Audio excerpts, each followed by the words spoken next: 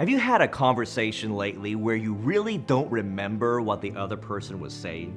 Do you find yourself thinking of what you're going to say next rather than really listening?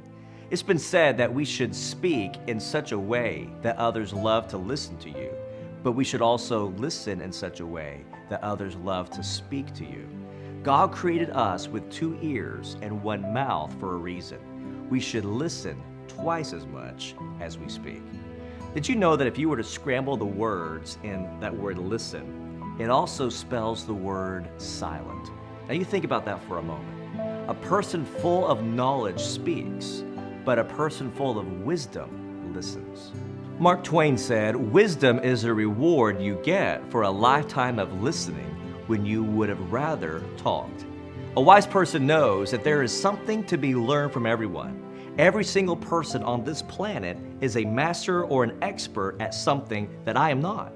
One of the most foundational relationship skills we can develop in this life is the ability to listen well. We need to learn how to become an active listener who has the ability to focus completely on what other people are saying and even what they're not saying. Think about the person that you know who is the best listener. What are the qualities that really endear you to them? What character qualities and listening skills do they possess? I've got a friend who listens so intuitively and so attentively that he makes you feel as if you are the most important person on the face of the planet. And I've often said to myself, I want to be more like that. I believe that once you can find an example like that to hold in your mind's eye and emulate, you are well on your way towards increasing your listening skills. But did you know that there's actually 3 levels of listening? Level 1 is passive listening. This is the kind of listening that pays attention in little short spurts. You're kind of tuning in and out of the conversation. You're aware that somebody is speaking, but you're really only focused on yourself and what's going on in your own little world. Like when your wife is trying to talk to you, but you're trying to watch a football game at the same time. We hear partially, but we're not really listening to what's being said. Level 2 listening is self-focused listening.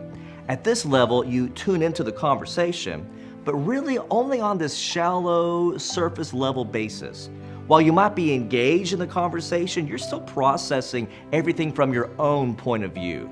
You might even find yourself reading your own biography into the situations that the other person's talking about.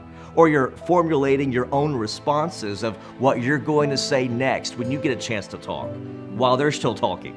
You might even be tempted to complete the other person's sentences in order to keep the conversation moving at a steady pace, or interrupt them periodically with your own advice, solutions, similar stories from your life experience, whatever. Proverbs 18:13 really speaks to the heart of a level 2 listener. It says, "He who answers before listening, that is his folly and shame." But level 3 listening is intuitive listening. This is an all-encompassing, 360-degree, active, intuitive listening. This is listening with the whole heart, going beyond not just the facts and the words, but now you're noticing their nonverbal cues and what they're communicating or what they're not communicating through their body language. And so when you are genuinely focused on the other person's life and interests, you will be intensely curious, always wanting to know more, to probe deeper, and to understand them more fully. So if you want to be a level 3 active, intuitive listener, I want to encourage you to pick up my book, The 5 Essentials of Life, where I give you 7 tips on how to take your listening skills to the next level.